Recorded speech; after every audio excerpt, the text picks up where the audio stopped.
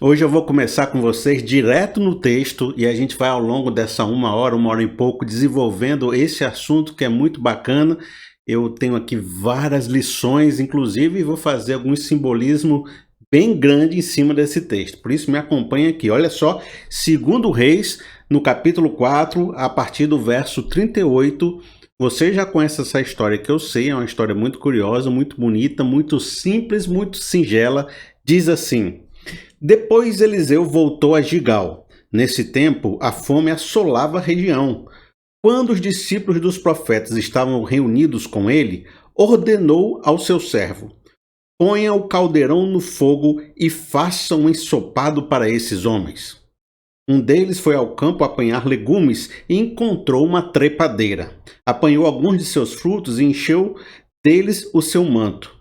Quando voltou, cortou-o em pedaços e colocou no caldeirão do ensopado, embora ninguém soubesse o que era. O ensopado foi servido aos homens, mas logo que provaram, eles gritaram: Homem de Deus, a morte na panela! E não puderam mais tomá-lo. Então Eliseu pediu um pouco de farinha, colocou no caldeirão e disse: sirvam a todos. E já não havia mais perigo no caldeirão. A gente olhando essa passagem assim, por cima, né? Se deparando com ela numa leitura que a gente esteja fazendo devocional, a gente talvez não tenha assim um sentimento de que ela possa ter muitas lições para a gente. Mas os grandes homens de Deus que se debruçaram sobre essa passagem sempre conseguiram tirar daqui lições preciosas e profundas. Mas, na minha perspectiva, aquele ensino mais direto, mais legal para mim, que estava analisando o livro de Reis, que estava analisando a história dos profetas, o que essa passagem me traz, me toca no coração, assim, de primeira, a primeira lição já que eu quero trazer para vocês, é o fato de que você percebe um grande contraste. Aí você vai me dizer, mas que contraste? Eu não percebi. Essa passagem não parece ter nenhum contraste. Mas é o seguinte, se você vinha lendo a história e percebeu a história de Elias, o que você percebeu que era o perfil, era da personalidade, era do ministério dele, é o contexto que ele viveu? O que você percebeu de Elias que você vê que essa passagem aqui é diferente? Olha, uma coisa que você pode me dizer é o seguinte, olha, pelo que eu percebi da vida de Elias, ele era um profeta que tinha uma palavra dura, verdade. Ele era um profeta muito reconhecido, muito honrado, verdade. Ele era um profeta poderoso, verdade. Ele era um profeta corajoso que enfrentou o rei, enfrentou todo mundo, verdade. Era perseverante, ele era lutador, ele era resiliente, tudo isso é verdade. Mas uma coisa você também percebeu na vida de Elias. Elias era solitário. Você vai perceber que no momento mais crítico da vida de Elias, ele estava fugido de Jezabel há 40 dias andando pelo deserto, foi parar dentro de uma caverna e naquela caverna ele começou a desejar a sua própria morte. E Deus perguntava para ele, mas Elias, o que está acontecendo com você? O que está passando no seu coração? E Elias só sabia responder que ele estava só, que só tinha restado ele, que ninguém mais pensava como ele, ninguém mais lutava junto com ele, que ele se encontrava numa solidão. Embora isso não fosse 100% verdade, porque Deus vai revelar a ele que tinham 7.000 que não dobraram o joelho a Baal, que ele vai comissionar o próprio Eliseu para ajudar o Elias nessa reta final, mas a verdade é que o sentimento de Elias era de solidão e de abandono. Aí você corta e olha essa passagem. O que você percebe nessa passagem e muitas outras passagens ali perto de Eliseu? Por exemplo, aquela passagem do machado, onde as pessoas foram construir casas em volta do Eliseu. Ou naquela passagem onde uma mulher, amiga dele, queria arranjar um quarto para ele morar, para ele viver. Ou nessa passagem que você vê muitas pessoas em volta dele comendo em comunhão. Toda vez na Bíblia que você vê a pessoa ceando, comendo na mesma mesa, isso representa a comunhão. Então, você sempre vai perceber o profeta Eliseu com muitas pessoas à sua volta. Ele não era solitário, ele não fazia o ministério sozinho, ele não, sabe, ele sempre desejou ter pessoas perto dele, porque ele entendia que a sua missão era lidar com essas pessoas, era ministrar para essas pessoas, era amar essas pessoas, era converter essas pessoas. Ele era uma pessoa que tinha relacionamentos, e relacionamentos dos mais diversos, desde amigos até alunos, e até nos seus embates, determinado momento onde ele vai proferir o seu grande juízo contra Israel, ele faz isso chorando, porque não era da intenção dele fazer isso com ódio, com raiva, com rancor. Então, o primeiro destaque, a primeira lição que eu percebo nessa passagem, preste atenção nisso, é que você pode ser uma pessoa de sucesso, reconhecido por todo o mercado, por todos os lugares, como uma pessoa que tem dons maravilhosos, como uma pessoa que é referenciada como aquela pessoa, sabe, que é um exemplo, é o primeiro lugar. Você pode ter dinheiro, você pode ter, sabe, poder, você pode ter fama, você pode ter tudo isso e até ser escolhido para aparecer na transfiguração junto de Jesus no Novo Testamento. Você pode até ser o símbolo do profeta como Elias foi.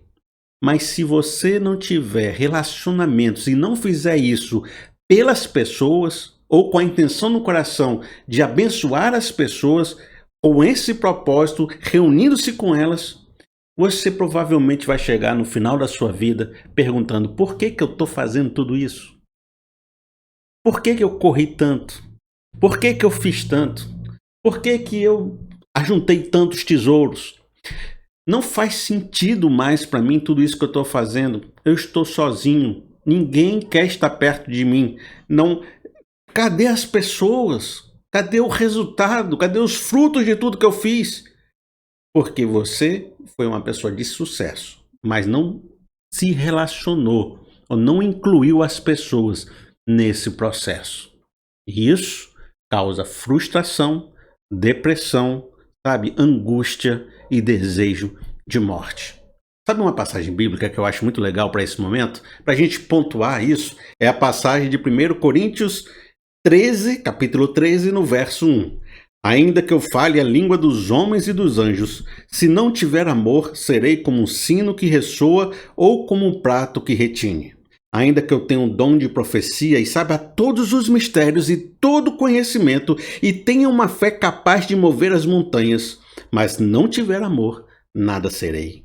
Ainda que eu dê aos pobres tudo o que possuo e entregue meu corpo para ser queimado, mas não tiver amor, de nada serei, nada disso me valerá. Esse texto está falando exatamente isso que a gente está tratando. Grandes obras, grandes sacrifícios, grandes feitos, grandes poderes. Elias era um homem de poder. Mas quando isso é feito sem um relacionamento, sem uma intencionalidade de amor, vai chegar uma hora que tudo isso vai perder sentido. E você vai começar a pensar: rapaz, tudo que eu fiz não vale nada. E esse amor, que a gente pode entender como reflexo do Deus que é amor, e porque Ele é amor, as coisas que eu faço devem ser feitas em Deus que é amor, é Ele que é o princípio e o propósito das coisas que eu faço. Não é um amor que se manifesta somente de forma vertical, de mim para Deus, de Deus para mim, ou como um sentimento que é única e exclusivamente parte do meu propósito. Não, porque na Bíblia vai mostrar que o amor de Deus, ele se manifesta de forma horizontal, é verdade, mas ele é também vertical, é verdade, mas ele é também horizontal. É o amor ao próximo. Vejam só, 1 João no verso 4, no capítulo 4, no verso 7. Amados, amemo-nos uns aos outros, pois o amor procede de Deus. Aquele que ama é nascido de Deus e conhece a Deus. Ninguém jamais viu a Deus, no verso 12. Se nos amarmos uns aos outros, Deus permanecerá em nós. E seu amor está aperfeiçoado em nós. No verso 20 diz assim: se alguém afirma, eu amo a Deus, mas odiar o seu irmão é mentiroso. Pois quem não ama o seu irmão a quem vê, não pode amar a Deus a quem não vê. Ele nos deu esse mandamento: quem ama a Deus, ame também a seu irmão. O amor de Deus não é algo espiritosférico, místico. Ele se manifesta no amor ao próximo. E eu só posso afirmar que amo a Deus se eu estou amando ao próximo que eu enxergo. Logo, o que significa fazer grandes obras, mas fazer sem amor? É fazer sem as pessoas, é fazer sem o amor por elas, sem se relacionar com elas, sem a intencionalidade de abençoá-las, sem agregá-las, sem juntar-se com elas. Então, quando a gente pensa assim, qual é a grande diferença de um Elias para um Eliseu? É porque os dois lutaram lutas difíceis, é verdade. Os dois tiveram grandes poderes. Talvez até o Eliseu tivesse a porção dobrada. Os dois tiveram grandes desafios no seu contexto, contra os reis, contra os deuses, contra Baal, contra todo mundo. Tiveram as profecias muito duras também, mas um era solitário e queria morrer. O outro vivia no meio de uma grande comunidade. Todos queriam estar junto dele, construir casas com ele, almoçar com ele, arranjar um quarto para ele, porque ele fazia parte daquela comunidade e ele abençoava a todos e era abençoado por eles. Ainda que eu dê os meus bens aos mais pobres ou morresse em favor de alguém, se não fizer por amor, de nada valerá. Eu sei que você está dizendo aí agora que é esse o seu propósito, que você tem feito isso sempre, que isso, sabe, faz parte da sua premissa de vida. Acontece que às vezes nem sempre é possível fazer desta forma ou fazer de uma forma muito grande. Por quê? Porque o mundo suga a gente demais. Às vezes você vai para um trabalho, vai para um projeto, vai para um estudo, aquilo suga tanto a sua energia. Você está fazendo concurso público, estuda de 8 horas da manhã até 12 horas da noite. Fica ali estudando. Às vezes não dá tempo de você se relacionar, de você chamar as pessoas, de envolver pessoas naquilo. E de outra forma, pessoas que estão ali correndo atrás do prejuízo, matando um leão por dia. Aí você vira para mim e diz assim, Felipe, o que você está falando é uma lógica que eu entendo. A gente não pode lutar nessa vida sem pessoas ou sem fazer isso por amor às pessoas. Mas a questão não é que querer ou não querer fazer isso, é porque a vida nos empurra para uma vida sem pessoas, para a vida com relacionamentos frágeis, com relacionamentos fracos, porque não temos tempo para desenvolver isso. Não tem uma cultura que nos permite desenvolver isso de uma maneira bacana. Por isso, Felipe, sempre que você vem e mostra que a gente precisa dar mais tempo para algo ou se envolver nesses projetos, você tem que considerar que a gente não deixa de fazer isso por maldade. Porque o mundo aí fora está difícil. Mas sabe, Felipe, você está falando comigo, entendeu? Sabe, Felipe, o que eu tenho feito e como é que eu tenho pensado isso? Olha, eu estou aqui no momento que eu estou dando gás. Às vezes tem época da vida da gente que a gente tem que dar o gás. E aí, eu vou aqui correr, sabe? Correr muito, fazer tudo que eu tenho para fazer, mas vai chegar um momento lá na frente que eu vou estar mais tranquilo. E nesse momento que eu vou dar atenção ao meu filho, que eu vou dar atenção à minha esposa, que eu vou dar atenção aos meus netos, que eu vou dar atenção aos meus pais, que eu vou dar atenção à igreja, que eu vou dar atenção a tudo que tem por aí de relacionamento, ou que eu vou pensar mais no próximo, ou que eu vou pensar mais no meu cliente, ou que eu vou pensar mais, sabe, nos meus colegas de trabalho, porque agora é selva, e selva é um comendo o outro. Então, é esse momento, faz parte do momento que eu estou vivendo. Isso você está falando comigo, certo? Você está me dizendo que no momento atual que você vive, não tem como se parar muito para viver relacionamento, porque a luta está grande. Mas você acredita que no futuro você vai poder viver isso porque você vai colher os frutos do que você está fazendo agora. Talvez a ideia de um paraíso na aposentadoria, né? A pessoa pensa assim, olha, quando eu me aposentar, eu vou ser o homem mais família que tem. Quando eu me aposentar, eu vou participar da igreja. Quando eu me aposentar, eu vou ensinar pessoas, vou mentorear pessoas, vou ter filhos de profetas perto de mim. Quando eu me aposentar, vou fazer almoços de domingo grande aqui em casa, vou convidar os vizinhos, vou fazer coisas maravilhosas. Talvez você me diga dessa forma. Mas existem algumas dificuldades em relação a isso que você está me falando. Primeiro, porque pela observação da vida, a gente já entende que muita gente que adiou para o futuro a sua felicidade, os seus relacionamentos, que focou demais no trabalho hoje, nos seus projetos ou naquilo que você tinha para fazer na sua missão e você era bem sucedido, mas esqueceu desses relacionamentos, deixou tudo para o futuro. Quando chega o futuro, esses frutos de relacionamento não existem, não estão maduros para ser colhidos. E as pessoas ainda querem a amizade, querem se juntar com um filho que passou muito tempo distante, querem se juntar com amigos que não falam desde o colégio, querem se juntar numa igreja, mas vão perceber que o seu vigor já passou, que a sua energia já passou, que o seu dinheiro já não é tão grande, que esses amigos já não te querem tão bem, que já se esqueceram de você, que a infância do seu filho você já perdeu, não volta mais, esse filho se acostumou a não te ver muito e agora ele só quer te ver uma vez a cada 6 meses. Então, as pessoas não vão ser amáveis com você porque você não foi amáveis com ela durante a vida. As pessoas não vão te retribuir uma gratidão porque elas não estão gratas por coisas que você atuou na vida delas durante a vida. Porque frutos de relacionamento, de companheirismo, de intimidade, eles são sementes plantadas ao longo do tempo. Você planta uma semente de relacionamento e ela só vai dar frutos com 20 anos, com 30 anos. E se você adiar tudo isso para o futuro, quando você tiver com 60, 65, 70, você vai ser um idoso solitário, ou uma pessoa mais velha que possa até ter uma juventude forte, um cara vigoroso, mas está sozinho em casa assistindo televisão, porque não tem um amigo para estar junto, não tem um filho que te ama, não tem uma nora que te dá um abraço. Porque você não plantou em tempo hábil.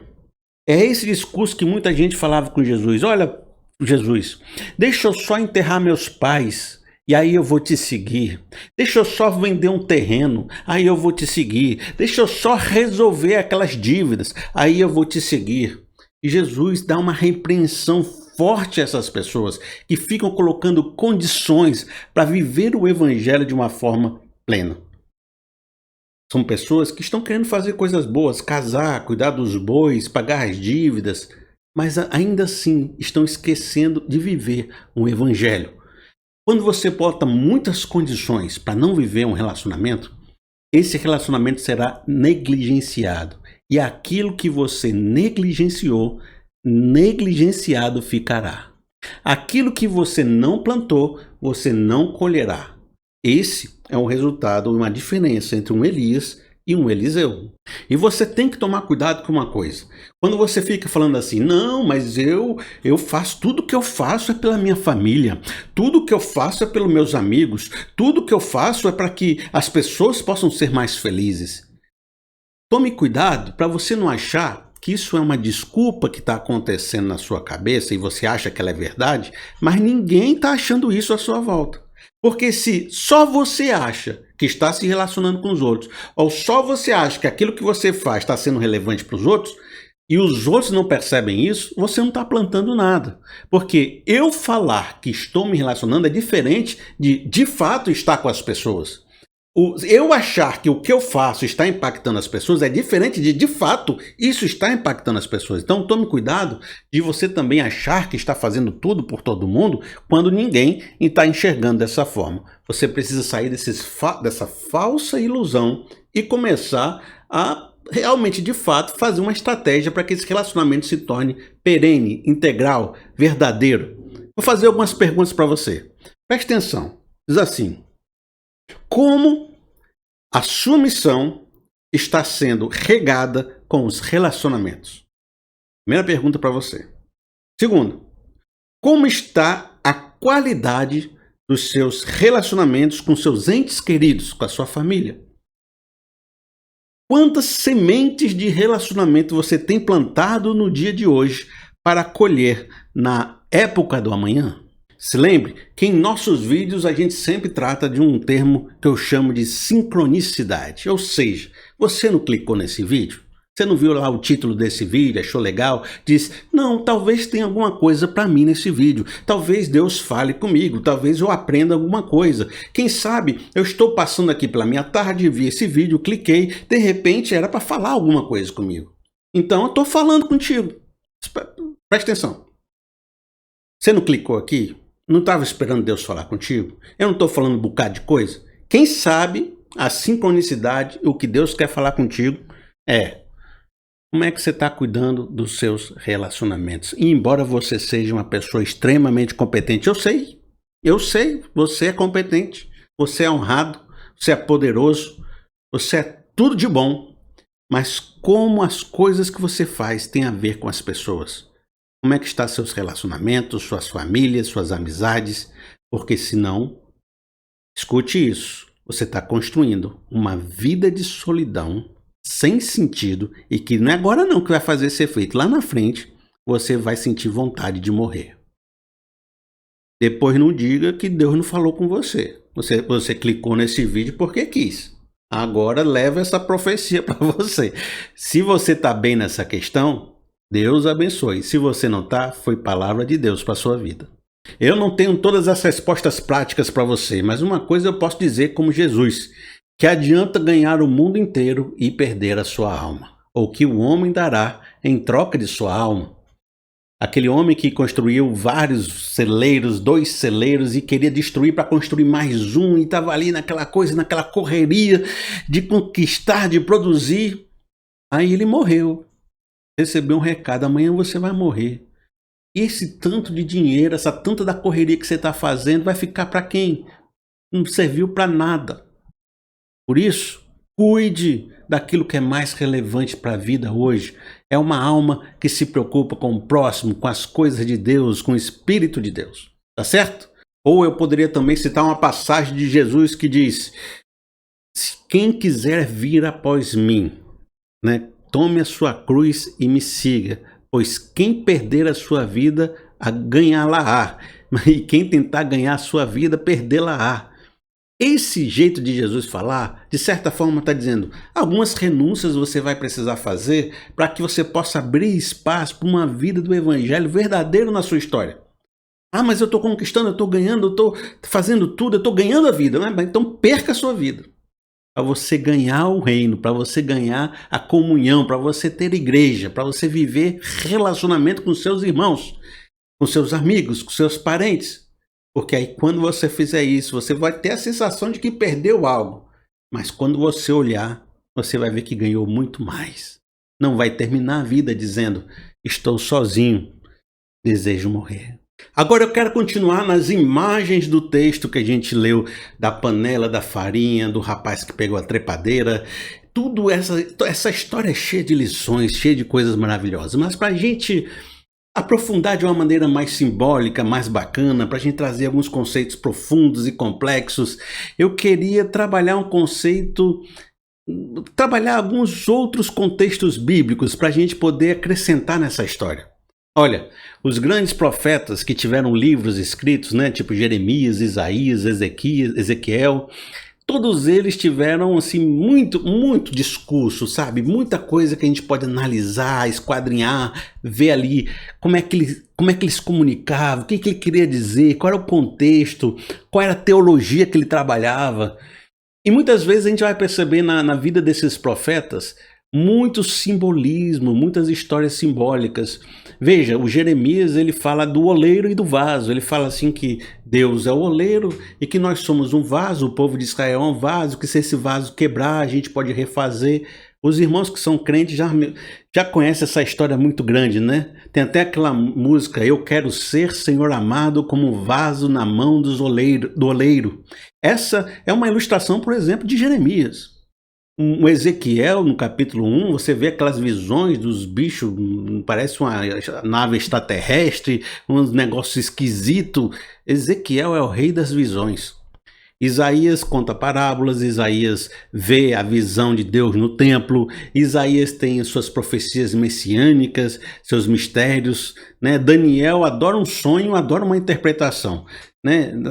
Também vira a esquina, ele vê um anjo e cai no chão se tremendo, né? Então, todos eles têm essas manifestações e esse simbolismo. O livro de Daniel, da metade para frente, você quase não entende nada do que está sendo dito quando você lê, de tanto mistério, de tanta associação, de tanto simbolismo.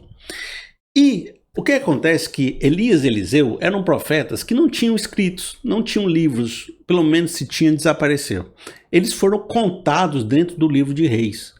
E por isso ele tem muito mais histórias práticas e vivências práticas do que seus discursos escritos com muitos detalhes.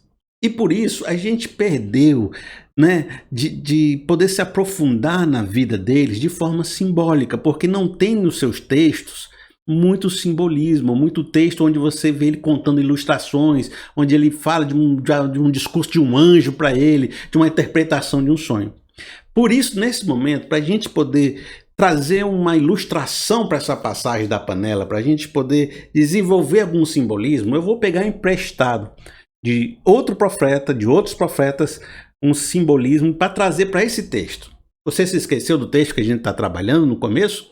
É aquele onde Eliseu estava no meio de uma comunidade, viu que o pessoal estava passando fome, com dificuldade, quis fazer um ensopado, né? Vamos supor que você entrou no vídeo aqui por esse meio, aí você não está lembrando que a gente comentou lá no começo. Então, ele quis fazer um ensopado para todo mundo. Aí foi o pessoal pegar umas ervas, pegar, né, uma alimentação, os legumes. Um rapaz pegou uma trepadeira furiosa lá, cortou, colocou lá dentro da panela, nem sabia que era venenosa. Quando o povo experimentou, disse: rapaz, isso aqui está venenoso, isso aqui vai ter morte.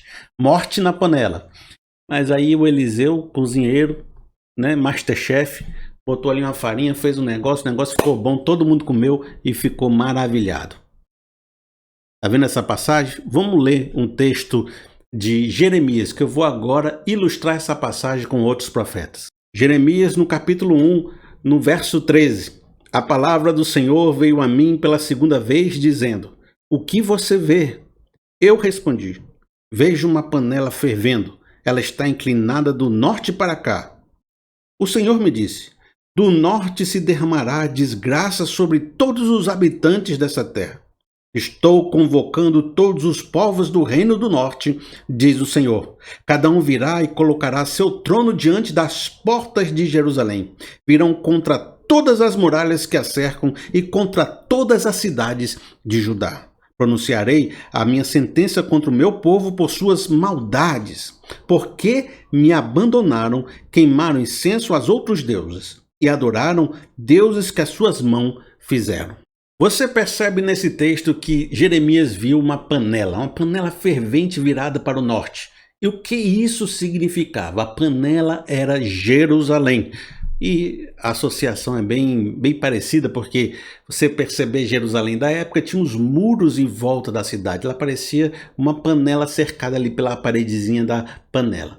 Aí ele fala: essa panela está fervendo, está quase pronta, o juízo está chegando, já vem um povo do norte que vai comer o que está dentro dessa panela.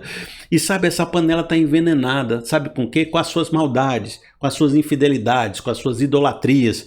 Foi por causa do pecado desse povo que essa panela está fervente com esse veneno, e esse povo de longe da Babilônia vem aqui para destruir tudo isso. E quem está contando isso é o profeta, e o profeta está trazendo a profecia, e o objetivo da profecia era fazer esse povo se arrepender, era purificar a panela, era purificar as almas, era transformar esse pessoal. Então você percebe uma panela, Jerusalém, envenenada pelo pecado, vem um juízo então em cima dela, vem a morte em cima dela, porque esse pecado trouxe a morte. E o profeta está derramando a sua farinha, a sua profecia para purificar o povo.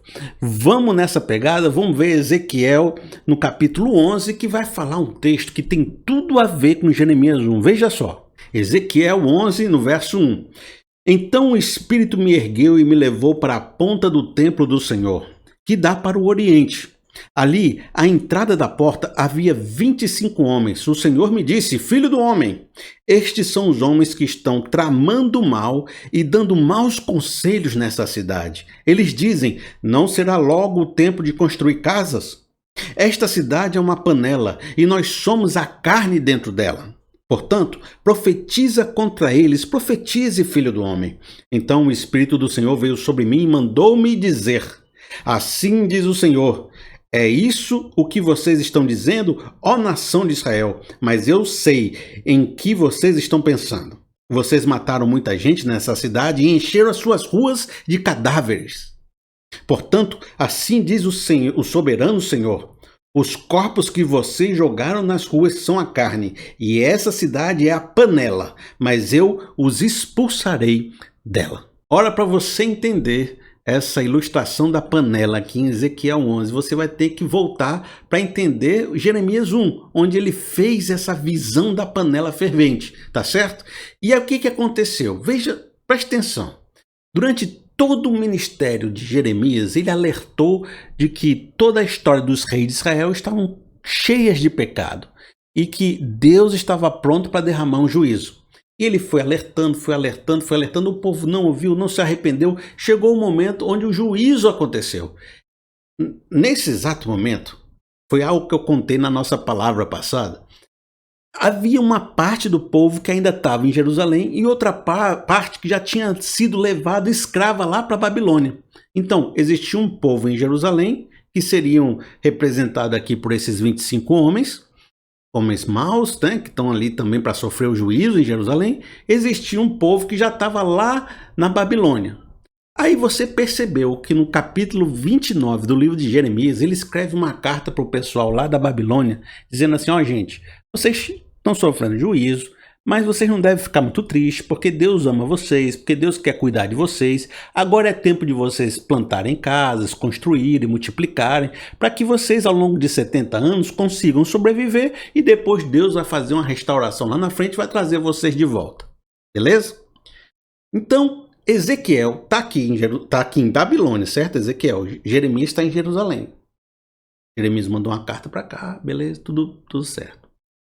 Aí Ezequiel teve uma visão do que estava acontecendo lá em Jerusalém. Ele está na Babilônia, ele teve uma visão do que está acontecendo no templo, aqui em Jerusalém. É como se o Ezequiel fosse um radioamador pegando ondas do outro lado do mundo, certo? Está aqui, comunicando lá com Jerusalém, tendo a visão do outro lado do mundo. Ezequiel teve a seguinte visão.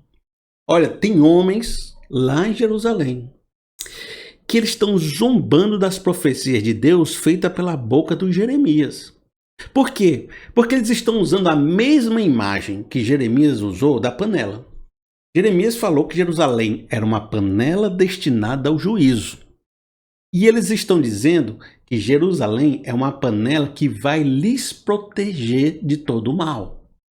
Então veja como eles estão distorcendo a profecia. Como Jeremias falou, Jerusalém é uma panela fervente que vai ser destruída. E eles estão dizendo, Jerusalém é uma panela que vai nos proteger com as suas muralhas.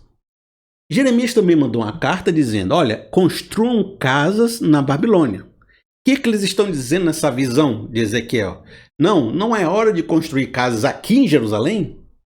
Então, de toda forma, você percebe que eles estão distorcendo toda a profecia de Deus com seus conselhos maus, com a sua maldade, quando você percebe que quando o profeta começa a dizer a palavra de Deus, a profecia de Deus, ele vai mostrar e vai revelar que eles eram homens maus, que eles estavam matando a cidade com seus conselhos maus, destruindo a cidade, que eles estavam prontos para receber um grande juízo de Deus. Então, de novo, você percebe que Jerusalém e as suas muralhas são a grande panela que foi envenenado pelo pecado do povo. E o profeta se levanta para derramar sua farinha, na esperança de que ele possa purificar as pessoas e levá-las ao arrependimento. Mais para frente você vai perceber que essa panela de Jerusalém vai ser reconstruída por Neemias, porque ela vai ser totalmente destruída ali, os muros, na invasão da Babilônia. Neemias vai voltar, por isso que tem um livro de Neemias na Bíblia. Ezequiel ainda vai ter o sonho, a visão do vale dos ossos secos, da restauração do povo. Esdras vai chegar no meio da cidade, vai implementar uma lei, a moral, as normas, para que a cidade possa ficar fiel, né, novamente. Mas isso tudo é uma figura do que vai acontecer de fato com a presença de Jesus Cristo no meio de nós, e a sua obra, e a sua cruz e o seu sacrifício. Porque Jesus Cristo é o Cordeiro de Deus que tira o pecado do mundo. Jesus Cristo é o maná de Deus, é o pão vivo que desceu do céu, é a farinha de Deus. E esse pão vivo, ele purificou a nossa alma, expulsando o veneno do nosso coração, nos transformando em nova criatura e fazendo um templo de Deus para que o Espírito Santo habite dentro de nós. Talvez seja essa uma interpretação mais bíblica dos significados contidos nessa panela envenenada. E essa é a visão que eu tenho sobre tudo isso. Talvez agora você me pergunte, mas Felipe, eu achei muito legal, achei bacana, aprendi muita coisa, depois vou ler até os textos que você citou, porque foi rápido, eu preciso ler de novo para de repente também entrar na mesma viagem que tu teve aí, beleza? Mas deixa eu dizer uma coisa, Felipe. Vamos tentar aplicar isso na vida da gente? Sim, só porque às vezes quando você aplica, dá uns exemplos, a gente internaliza, sabe, o ensinamento. Faz aí um negócio aí, Felipe, pra gente poder entender melhor. Aplica aí na vida da gente. É só você pegar a mecânica, certo? Qual é a mecânica? Uma panela, né, que é a cidade, o povo de Deus, é um mundo significativo. Ela é invadida por uma maldade, por homens maus, por conselhos maus, por um rapaz desatento que traz algo que envenena tudo ali dentro. Então aquilo começa a causar morte, então vem a profecia e o profeta derramando a palavra e o poder de Deus para purificar tudo que tem ali dentro. Então, existe a panela, existe a maldade, o veneno e existe a farinha. Nesse momento, você tem que agora definir comigo, né? Você vai fazer esse processo agora comigo. Defina comigo o que na sua existência é essa panela. Se na literatura bíblica a gente identificou a panela como Jerusalém, na nossa existência você tem uma panela. Quem são? Você pode identificar que são, por exemplo, minha família está dentro da minha panela. Meus amigos de trabalho, alguns talvez estejam, aqueles mais significativos. Tem algumas pessoas do meu futebol que fazem parte da minha panela. Tem o meu vizinho querido, queridão, faz parte da minha panela. Meu amigo da infância, do colégio, faz parte. Eu tenho um conjunto de vivências que fazem parte. Eu tenho minha igreja, a minha comunidade de fé faz parte da minha panela. Então eu tenho esse conjunto de coisas, de relacionamentos que fazem parte da minha panela, beleza. Mas de outra forma, a gente também pode pensar essa panela como um conjunto interno de pensamentos e consciência que você tem, né? Porque tudo que você pensa, se relaciona, sente, as suas emoções, as suas coragens, os seus medos, as suas aflições, os seus entendimentos, as suas visões de vida, tudo isso faz parte do seu universo interior. E isso também pode ser envenenado, assim como o exterior pode ser envenenado. Então a sua panela faz parte de tudo aquilo que tem lá fora, toda a sua comunidade, sua existência, seus amigos, seus relacionamentos, mas a sua panela também é tudo aquilo que tem aqui dentro, todos os seus pensamentos, suas consciências, seus entendimentos. Então já definimos que a nossa panela é esse jardim exterior, nesses seus relacionamentos, e é esse jardim interior dos seus pensamentos, da sua consciência. Esse conjunto de exterior com interior, da complexidade da sua vida, ela não é algo morto, nem parado, nem estático. Ele é vivo, ele está toda hora se comunicando, interagindo. Ele interage com o que você assiste, com quem você conversa, com quem você se relaciona, com as coisas que você faz, com aquilo que você lê, com o dia que você visitou alguém.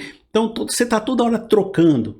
Essa sua panela está toda hora produzindo comida, né? Você recebe ingredientes, processa, pensa, mistura, transforma e devolve para outra pessoa, mas já recebe dessa pessoa, processa, adquire, passa para outra. Há uma vivência nisso. Ela está viva, ela está produzindo, ela tá, sabe, filtrando, misturando. Ela faz uma grande mistura lá dentro, tá certo?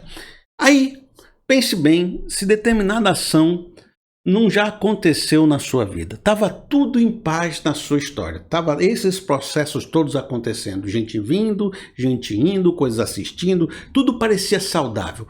Seus relacionamentos estavam saudáveis, a sua igreja estava bem, o seu coração estava alegre, seu casamento estava feliz, sua relação com seus filhos estava maravilhosa. Aí, de repente, algo entrou na sua história. Trouxeram a trepadeira lá furiosa. E de repente tudo começou a amargar, tudo começou a ficar ruim, tudo começou a ficar venenoso, tudo começou a ficar mortífero. E eu vou dar exemplo contando uma história fictícia. E eu vou arranjar o nome de uma pessoa aqui para a gente dar... Para essa pessoa, né? Para a gente fazer uma história legal, é bom quando a gente dá um nome que a gente fica repetindo o nome da pessoa e fica mais fácil lembrar. Vejam só, nós vamos falar da Carol. A Carol é uma personagem fictícia. Não estou falando de ninguém que você conheça, não estou falando de ninguém que eu conheça. Embora essa pessoa possa ser bem conhecida, porque ao eu contar a história, você vai perceber que ela tem características muito semelhantes a qualquer pessoa que a gente conhece na vida. A Carol chegou na sua história de alguma forma. viajou de um estado para o seu estado, você conheceu na igreja, rapaz, foi alguma coisa que aconteceu. A Carol chegou na sua vida. Ela é uma pessoa expansiva, ela conversa muito, fala muito, se mete, tá lá. Menos esperou, você nem falava direito com ela, já tá tomando cafezinho das 5 lá na sua casa com pãozinho, com a médiazinha, né, café com leite. 5 horas aparece na sua casa para comer café com pão. E não aparece uma vez não, aparece umas 3, né? Aparece sem ser convidado, já tá lá conversando com você e ela quer você, ela puxa a sua atenção toda hora. De manhã já quis ir no centro contigo, no outro dia já quis te levar para o shopping, aí disse que tinha que ir para o Detran e você fosse com ela, e daqui a pouco você estava sugando a sua vida, você estava tendo que gastar um tempo grande com essa Carol, e a Carol também estava ali sugando toda a sua energia, todos os seus relacionamentos. Aí você chegou um momento que você disse o seguinte: Carol, não vou poder ir não, ó. Por quê? Porque eu tenho que cuidar da minha filha. Ah, Carol, amanhã eu vou na casa do meu pai. Ah, Carol, amanhã eu tenho que resolver o estudo, que eu tinha que fazer um projeto na faculdade. Carol, eu tenho que resolver esse ensaio da banda lá na igreja. Carol, eu tenho coisas para fazer. Carol não ficou muito satisfeita com isso, porque agora ela estava toda hora em cima de ti, querendo sugar a sua vida. Então ela estava assim, começou a ter... Não é que ela queira fazer isso. Ela é assim, ela sente, ela faz sem nem pensar. Ela pega a estrepadeira, coloca assim no manto, joga na panela, sem nem estar pensando se aquilo é maligno. Mas ela é uma pessoa meio invejosa, a Carol. Você conhece a Carol, né? Meio invejosa, meio ressentida, meio raivosa, meio venenosa, sabe a pessoa que é venenosa? Aí ela começa a sair contigo, chamou aquele dia você no shopping, para tomar um cafezinho no shopping, tomar um café, comprou uma tapioca, né? Botou o cafezinho, tava comendo, ela começou: olha, rapaz, tu sabia que o fulano, ele não presta não, sabia? Ouvi dizer, sexta-feira, que lá na casa da fulana ele ficou olhando as pernas da outra. Aí começou a jogar a sementinha do mal, dizer que aquele seu amigo é infiel, que aquele outro não presta porque deu uma enrolada em alguém, que aquele pastor é ladrão, que na sua igreja tem gente que só quer aparecer, que a pessoa ali é vaidosa, quer se amostrar, comprou aquele carro, tá vendo? Mas nem tem dinheiro. Começa a jogar um bocado de sementinha do mal na sua vida e começa a dizer: olha, seu marido, ele não presta não, sabia?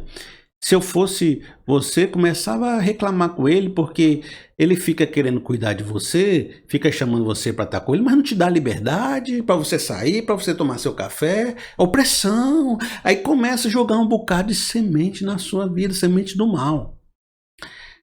Quando você menos espera, você começou a ser contaminado. Você volta para casa do encontro com a Carol, você volta odiando todo mundo da igreja.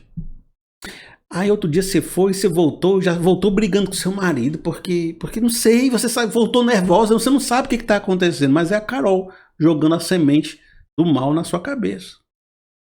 Aí passou-se o tempo, você não percebeu que isso estava acontecendo, você começou a se afastar da igreja, se afastou do marido, se afastou dos amigos, começou a deixar de fazer as coisas que você tinha para fazer, sua vida começou a morrer, porque é a morte na panela.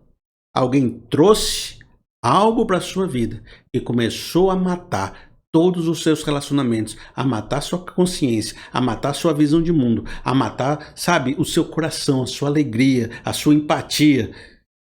E agora você se tornou uma pessoa mais cinza, mais raivosa, mais rancorosa, mais chateada. Ela te isolou de todo mundo para ficar só você e ela.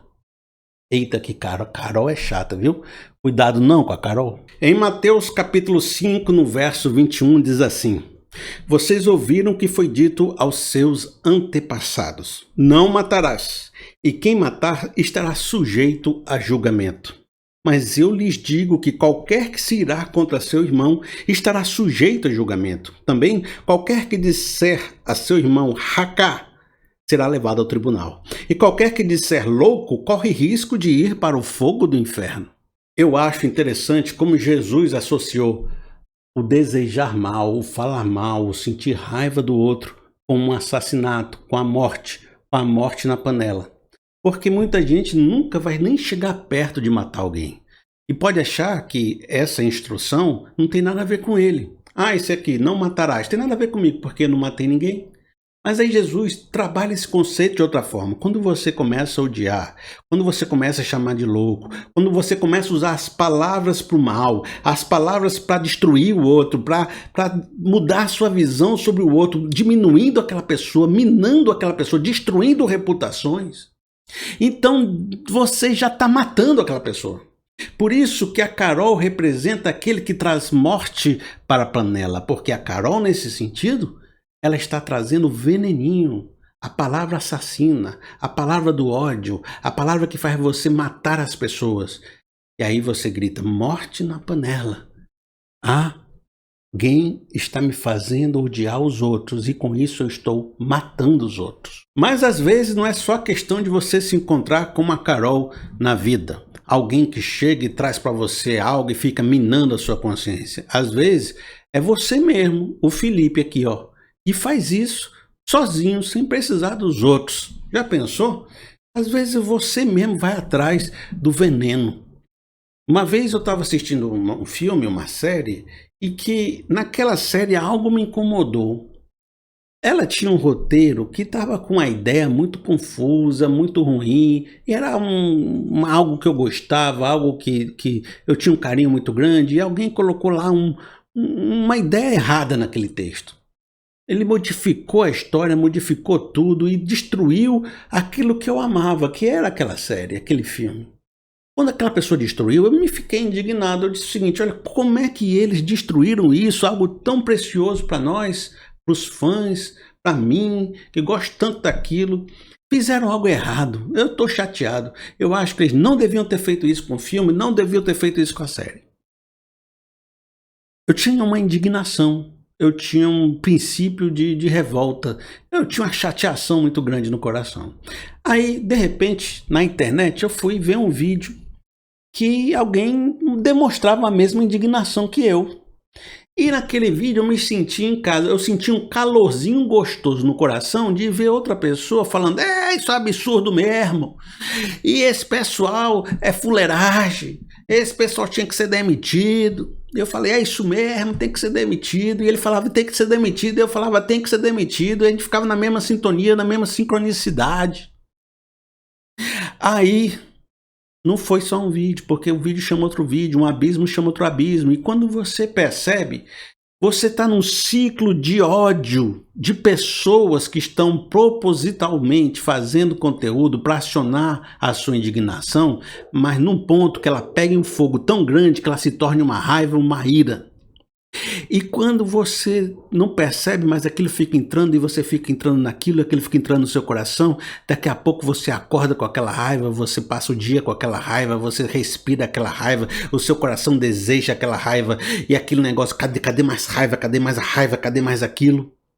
E esse pessoal não lança vídeo, não faz as coisas com ignorância não, sabe? Esse pessoal sabe muito bem que dá para prender as pessoas quando elas estão meio chateadas com alguma coisa. Elas sabem muito bem como trabalhar a sua indignação para que ela se torne uma raiva viciante. Eles sabem muito bem explorar esse filão até a última gota.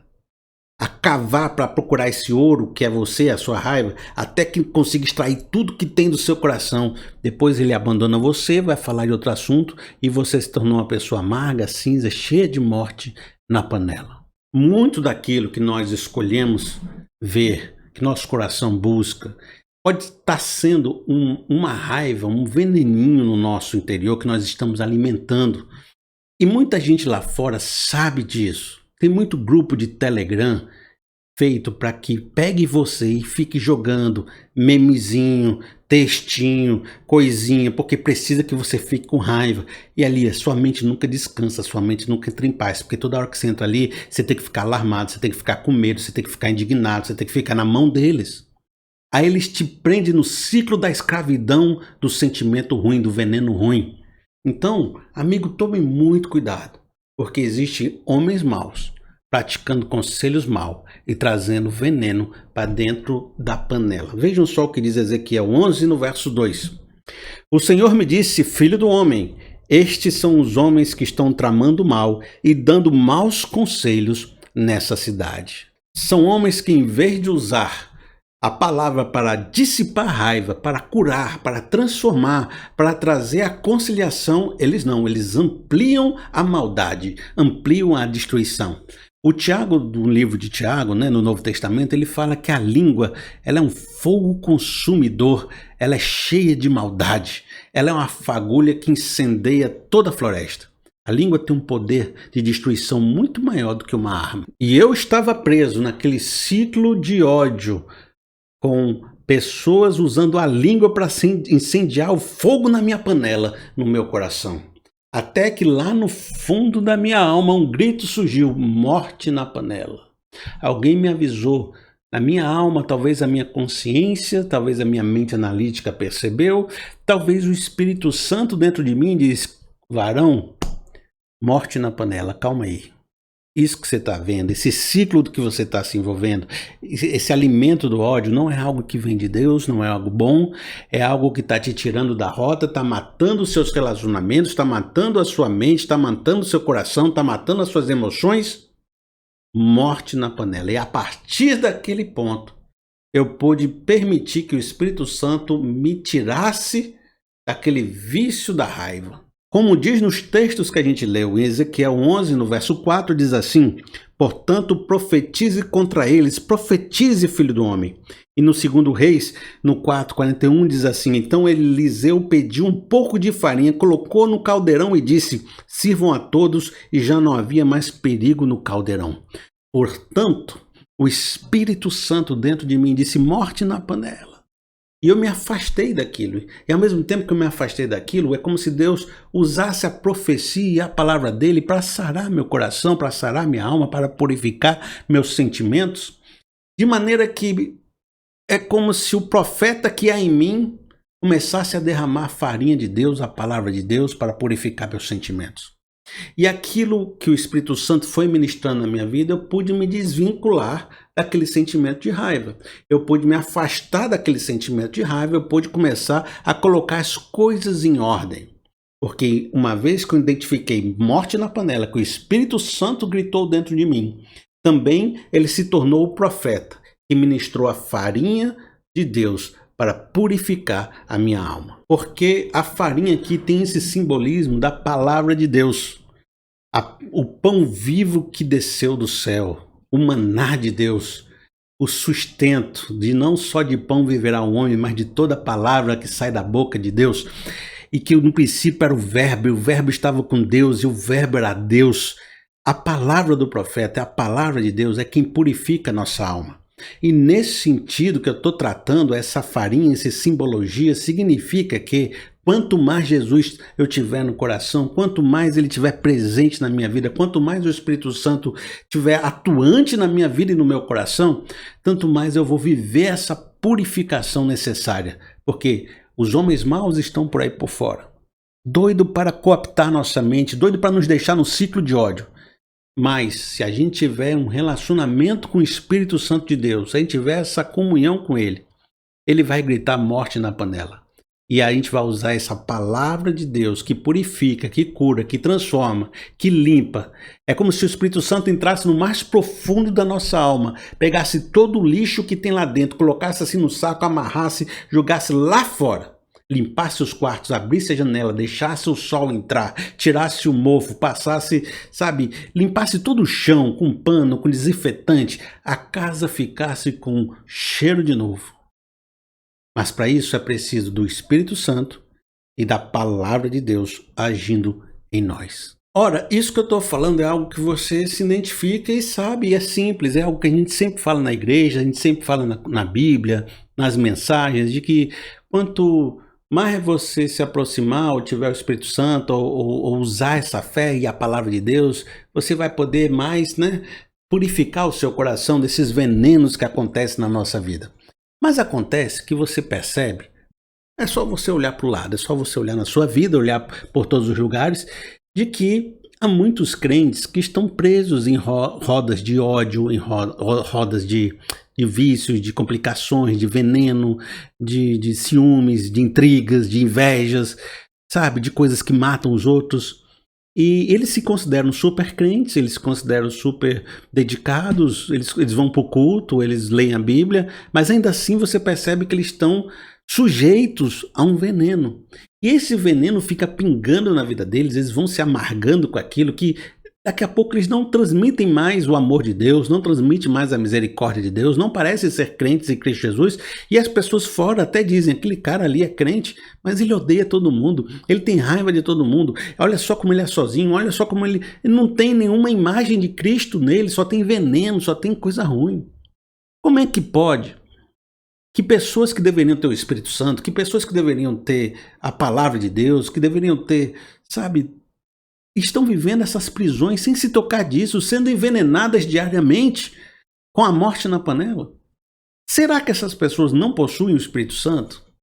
Será que há algo errado na presença do Espírito Santo no coração delas? Será que elas, na verdade, não se converteram? Eu sempre falei isso para as pessoas, de que elas precisam de mais relacionamento com Deus para poder transformar os venenos, para purificar esses venenos. Mas ao mesmo tempo eu também sempre percebi com a minha história de vida de que falar é fácil, fazer é muito difícil. Eu falo aqui, pai, é só você usar o Espírito Santo e se purificar. Amanhã tudo se resolveu, né? Tá tudo resolvido, tua vida melhorou, tá tudo purificado, não tem mais problema nenhum, tá? Acabou a amizade total, tudo bem. É isso que acontece?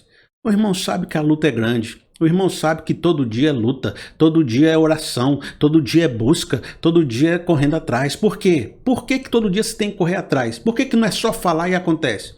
Porque o veneno está dentro de nós, habitando dentro de nós.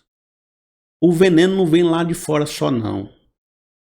Todo mundo sabe, a Bíblia diz que o velho homem, a carne, ainda está habitando dentro de você. Você tem o Espírito Santo, é verdade. Você se converteu, é verdade. Você é nova criatura. Mas cuidado não, porque dentro de você tem um antigo homem, a cobiça, um homem pecador, um homem caído. E esse homem milita contra esse espírito todos os dias. Ele é aquele calorzinho gostoso que você sente quando alguém está contando a fofoca do mal para você. Que você diz assim, ó, é isso aí, conta mais. Esse homem está dentro de você, essa mulher está dentro de você. Então não é só eu falar que você fale com o Espírito Santo, que vai dar tudo certo. Por quê? Porque existe uma militância dentro de você contra essa palavra que purifica, contra essa farinha. O veneno está dentro de nós. E sabe o que esse veneno causa? Veja só, Gálatas no capítulo 5, no verso 19. Ora, as obras da carne são manifestas: imoralidade sexual, impureza e libertinagem, idolatria e feitiçaria, ódio, discórdia, ciúmes, ira, egoísmo, dissensões, facções e inveja, embriaguez, orgias e coisas semelhantes. Eu os advirto, como já os adverti, que os que praticam essas coisas não herdarão o reino de Deus. Toda essa potencialidade do mal está dentro de nós. Há cristãos, há determinadas visões cristãs que acham que não, que uma vez que o cara se converteu, já é regenerado, já é renovado, já é tudo, que não tem mais carne, não tem pecado, é perfeito, e podem se sentar na cadeira de Moisés e julgar todos os outros, porque uma vez que eu me converti, eu não tenho mais pecado nenhum, eu sou perfeito, eu sou puro e, sabe, são juízes dos outros. Eles acham que o crente, ele é melhor do que os outros, porque ele é mais perfeito, ele é mais puro, ele não tem esses problemas da carne. A minha opinião sincera, que eu digo para você, você pode não acreditar em mim. Eu vejo que não há ninguém perfeito, não há ninguém puro. E às vezes, por eu conviver mais com crente do que com não crente, é no crente que eu vejo os maiores hipocrisias e problemas e dificuldades. E existe muito crente que não se enxerga. Quanto mais rigoroso no julgamento ele é, tanto mais cego ele é com seus próprios problemas. Quanto mais conservadorzinho, legalistazinho, juizinho ele é, mais você percebe que ele está cego para suas próprias dificuldades. Porque quando a gente percebe o nosso pecado, a nossa carne, a nossa cobiça, a gente pede misericórdia, a gente entende a dor do outro, a gente, sabe, sai da cadeira do julgamento. Mas de tal forma que a gente percebe essa potencialidade no coração. A gente percebe que em mim há uma potencialidade do Espírito para purificar minha alma. que desmorte da panela, que derrama farinha, que transforma o meu coração. Mas em mim também há uma potencialidade para a discórdia, para o veneno, para a fofoca, para a maldade, para assassinar os irmãos com a palavra, para a língua destruidora, para amargar tudo aquilo de ruim. As duas potencialidades vivem dentro de nós e elas brigam pelo controle do meu coração e da minha alma. E a gente precisa entender que a presença do Espírito Santo não é possessão. Quem trabalha com possessão é demônio. Demônio é que pega a pessoa e fica lá tomando, dizendo que é ele que está falando, é ele que está fazendo. O Espírito Santo, ele não faz possessão em nós. O Espírito Santo, ele é o ajudador. Ele é um parceiro. Ele senta junto com a gente e vai conversando com a gente, vai ensinando, vai educando, vai consolando, vai lembrando a gente. Como ajudador, ele é um professor, ele é um mentor, ele está com a gente, mas ele só vai interagir com a gente mais profundamente se a gente der espaço para ele. Se a gente passar tempo conversando com ele, se a gente ler a palavra de Deus, se a gente meditar nela. Então, a questão não é eu tenho o Espírito Santo, por isso ele vai me purificar de todos os venenos que aparecem. Não, eu tenho o Espírito Santo, mas eu ainda tenho um domínio da minha vontade. E para que eu possa ser purificado, eu preciso submeter a minha vontade à vontade de Deus e amadurecer espiritualmente cada dia mais para que eu possa aprender com esse Espírito e deixar esse Espírito agir na minha vida. Então, tem muito mais a ver com se tornar um cozinheiro experiente do que só o fato de que o Espírito está comigo. Então eu posso ser um crente totalmente dominado e viciado com esses ciclos de morte, com morte na panela, e passar muito tempo sendo envenenado, mesmo tendo o Espírito Santo. Por quê? Porque o Espírito Santo não é possessão. Porque na minha vontade eu estou deixando a carne dominar. E ao mesmo tempo eu posso ser alguém que tem dado espaço para o Espírito, tem conversado com ele, tem construído uma mente madura, tem feito uma metanoia, que quando esse veneno chega, no meu interior eu escuto falando morte na panela e eu já começo o processo de me purificar daquilo que está amargando e matando a minha alma. É se tornar um masterchef da farinha. É se tornar um cozinheiro gourmet. Quando o veneno vai chegando, você vai tacando farinha, vai arranjando, vai botando para fora, já pega uma coisa boa, já faz um prato bom, já serve para os outros e abençoa todo mundo. Aí já vem mais um veneno, você já pega, já põe a farinha, já resolve, já vai para lá. Você está dominando as coisas que entram na sua panela e está purificando ela. Para isso você precisa se tornar mais maduro, um crente melhor, um crente santificado, um crente mais poderoso. Quanto melhor você se tornar na presença de Deus, tanto melhor você vai ser o cozinheiro que purifica as relações e a panela da sua vida. No final você vai poder fazer assim: olha, já não há morte nessa panela. Você vai servir a todos, todos vão comer e a comunhão ficará em paz. Você será um promotor da purificação da panela interna da sua vida, como também das suas relações fora de você. É essa palavra que eu tenho para você, em nome de Jesus. Amém. E como sempre eu vou ficando por aqui e antes de partir eu queria agradecer muito a presença de cada um nesse canal, todos os cliques, todos os likes, todas as compartilhadas que vocês dão, todos os comentários. Eu agradeço muito a presença de vocês sempre aqui comigo. Olha, algumas pessoas se sentem abençoadas e querem me abençoar com uma oferta, querem me ajudar na minha vida. E se você quiser me abençoar, mandar uma oferta para mim, você pode usar o Pix. É pr.felipeseabra@gmail.com, pr.felipeseabra@gmail.com. Você pode mandar qualquer valor, sempre eu vejo lá chegando o Pix, eu agradeço muito a Deus. Às vezes você pode até mandar uma mensagem quando manda o Pix. Olha só, você também pode se tornar membro desse canal. Aqui embaixo tem um botão assim, seja membro. Você não vai receber benefício nenhum de ser membro, mas você pode me abençoar no canal com valor mensal. Aí o valor que eu estipulei foi R$ 7 para se tornar membro, tá bom? Que Deus nos abençoe. Não esquece de passar lá no nosso canal de cortes, que eu pego assim os cortes dessa mensagem, coloco lá para que possa abençoar vocês. Até a próxima semana, que Deus abençoe todos vocês.